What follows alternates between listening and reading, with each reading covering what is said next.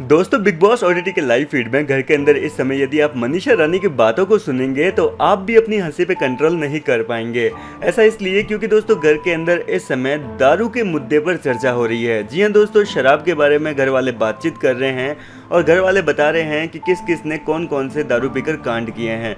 इसी दौरान दोस्तों मनीषा रानी ने अपने पापा के बारे में बात करते हुए कहा कि मेरे पापा तो भाई रोज़ दारू पी के आते थे और मेरे पापा जब दारू पीते हैं तब उनको होश नहीं रहता। वो दारू पीकर जब घर के अंदर आते हैं तो हम जो बच्चे हैं ना वो सारे एक साथ पापा की तरफ दौड़ते हैं और हम में ऐसे होड़ सी लगी रहती थी कि पहले कौन जाएगा, पापा को कौन संभालेगा। और इस दौरान हम पापा को तो नहीं संभालते थे लेकिन पापा के जेब में जितने भी पैसे होते थे वो उनके नशे में हम उड़ा लेते थे। और ये सुनकर दोस्तों घर के सभी कंटेस्टेंट बुरी तरीके से हंस पड़े। वहीं दोस्तों मनीषा रानी ने आगे बताया कि फिर जब सुबह होती थी तब मेरे पापा होश में आते थे और होश में आने के बाद पापा को सब कुछ याद रहता था कि उनकी जेब में कितने रुपए थे और वो हम लोगों से पूछते कि रात को हमारे पैसे किसने निकाले, हमारे जेब में इतने रुपए रखे हुए थे। और हम सब बच्चे जब झूठ बोलते तो पापा हमें कसम देने लगते थे, जिसके बाद हमारा दिल पिघल जाता था और हम अपने जो पैसे निकाले थे वो वापस लौटा देते थे।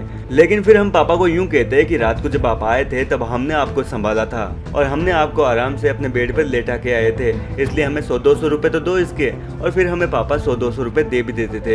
ये सुनकर दोस्तों घर के सभी कंटेस्टेंट बुरी तरीके से लोटपोट हो गए और यहाँ पर साजिश ने मस्ती करते हुए कहा कि यार तुम कैसी बेटी हो, अपने ही पापा से वसूली करती थी।